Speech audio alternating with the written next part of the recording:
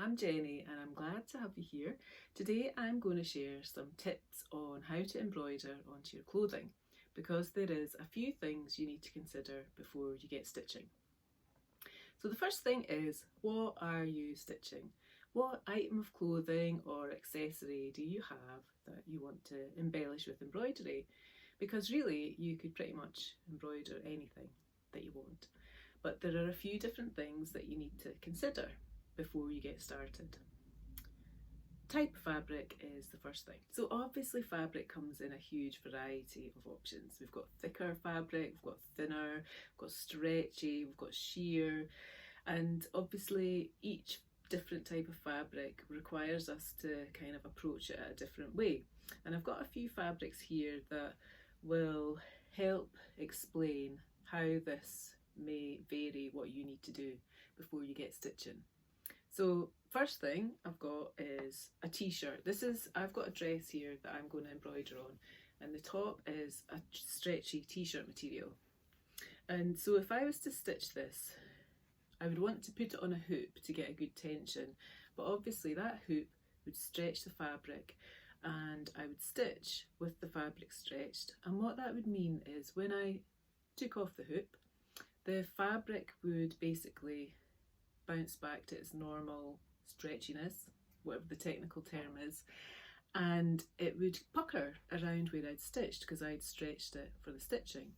So for the likes of a stretchy material, any kind of stretchy material, if you're embroidering on it, you need something that will stabilise the fabric. And you get all different kinds of stabilisers. One is interfacing.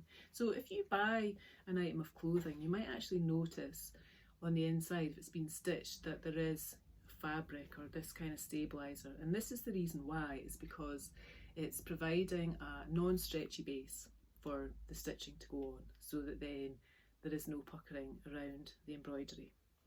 And you can buy this in any kind of crafty shop. You get different thicknesses. I don't think it really matters the thickness.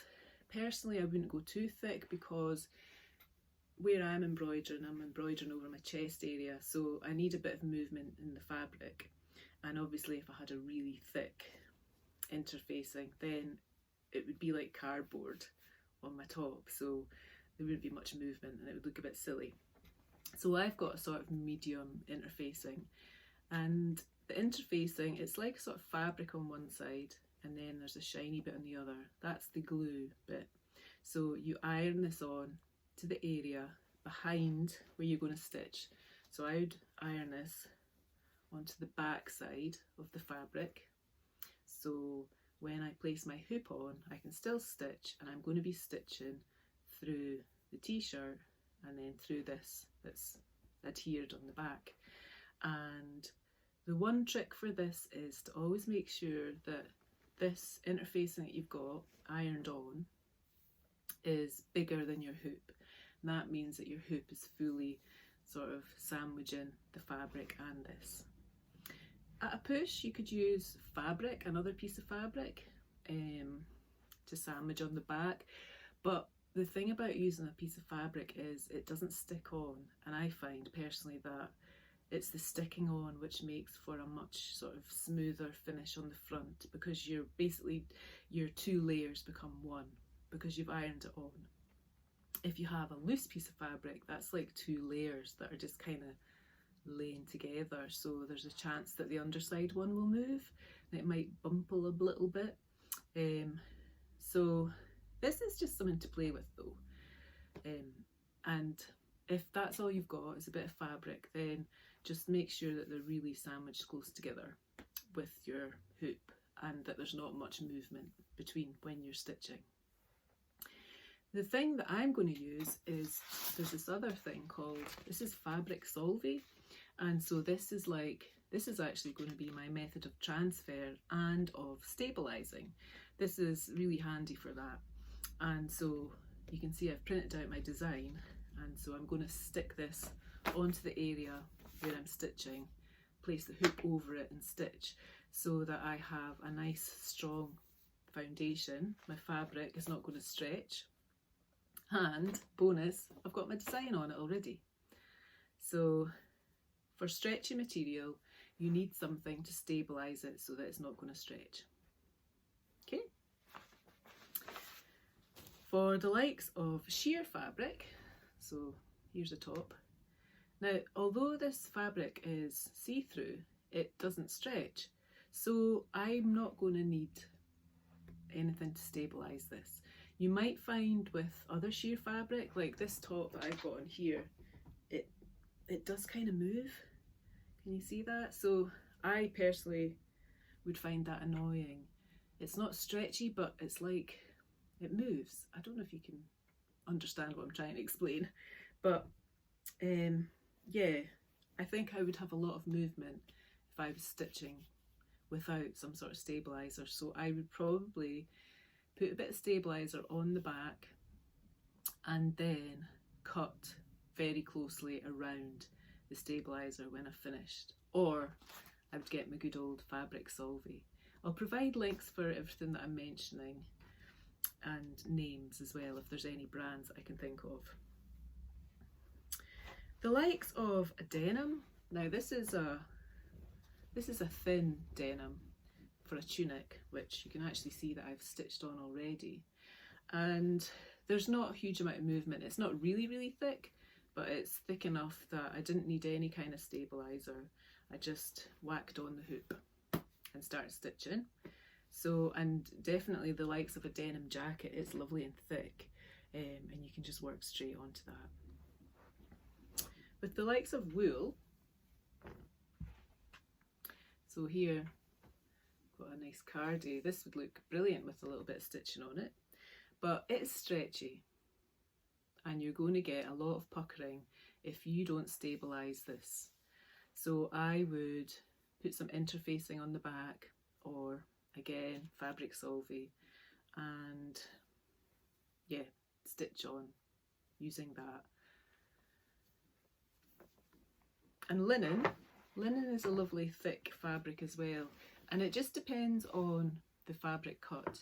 This linen, there's not much movement in it, so I would be happy to stitch on this without any kind of stabiliser. However, I have had pieces of linen that really move. They're not stretchy, but it's like the fibres, the warp and the weft kind of really move, much like this top. And so just really have a feel, like when you're holding your fabric, how much movement are you getting? Does it kind of sway back and forward, and does it stretch? And if it does either of those things, then definitely stabiliser, as in get your interfacing behind the hoop, or get something like the fabric solvay to stick on the top. So that's one consideration when it comes to fabric. Do you need to add a stabiliser to make it suitable for stitching on? The next thing when it comes to fabric is, how are you going to transfer your design onto the fabric? So obviously a thicker fabric that's darker, you're not going to be able to use a light box technique that you might use for the stitching in a hoop. That's my go-to method, and it's obviously going to be a bit tricky with really thick fabric and dark fabric. So you have to think about the way that you're going to transfer your design as well.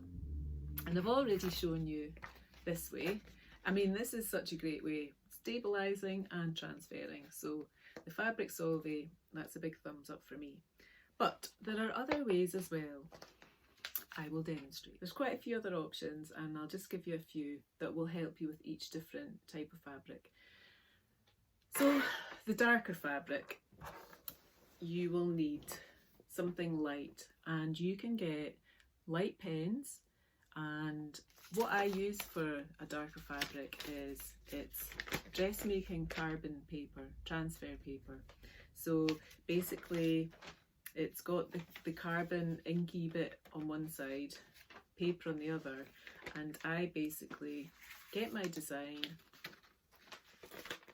press the carbon onto the fabric, and then I need like a ballpoint pen, and I draw through following the outline of the design, and that basically leaves the carbon outline on your dark fabric. So that's what I would use.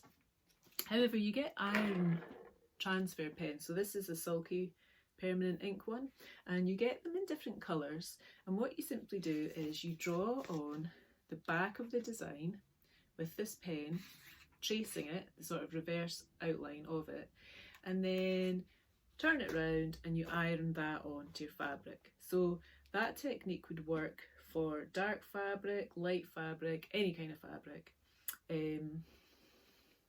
Yeah, because you get various colours. So obviously you just want to have a colour which is different from the fabric you're using.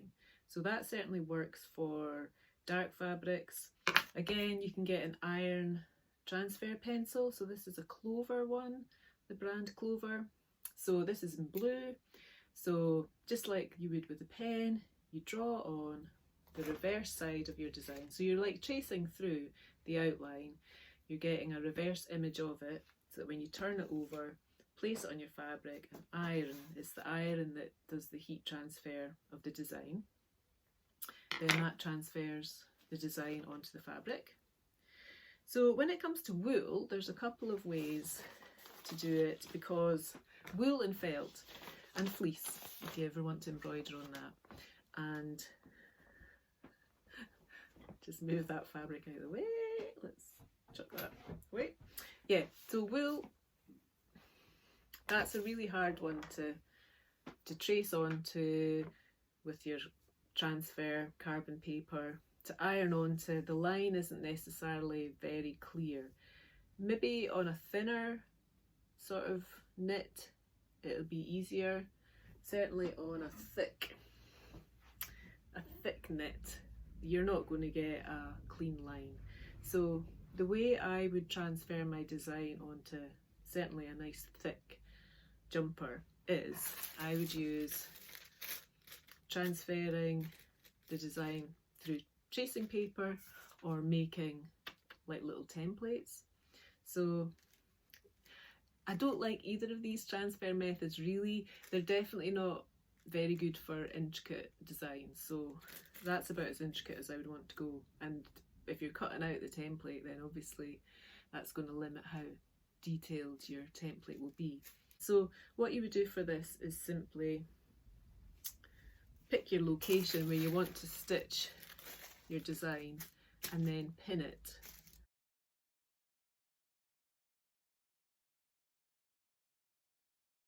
And then you would simply, with the case of the tissue, you simply stitch through on top of the actual line that you've drawn. And with the case of the template, you simply stitch round.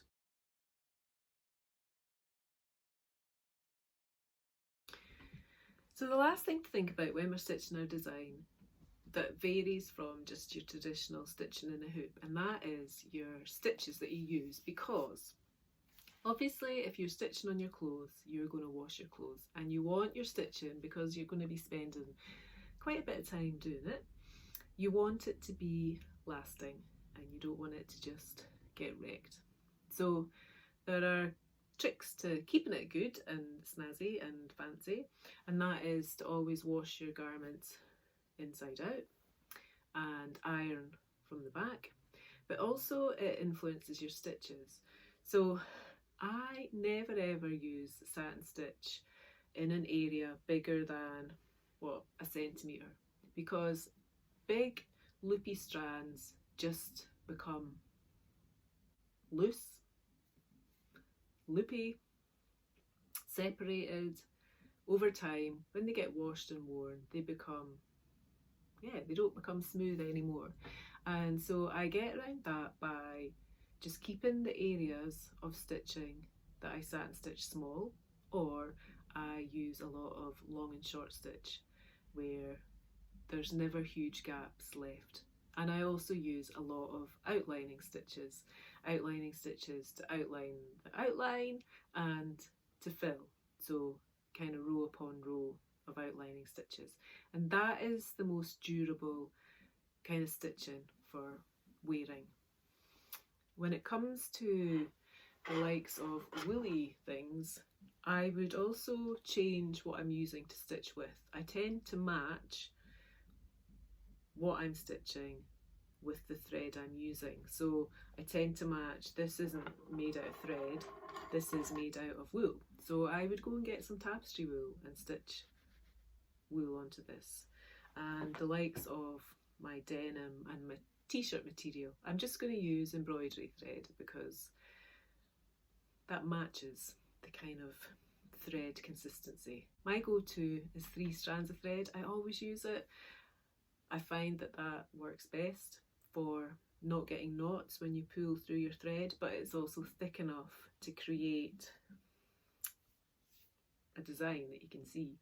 One strand I feel gets lost, especially on your material that you're actually wearing, and you have to do a heck of a lot of stitching. So I'm kind of all for ease, but also for speed. So that's all the tips I've got for embroidering on clothes. But if you have any questions, please leave it in the comments or send me a message, and I'll try and answer if I haven't answered it here.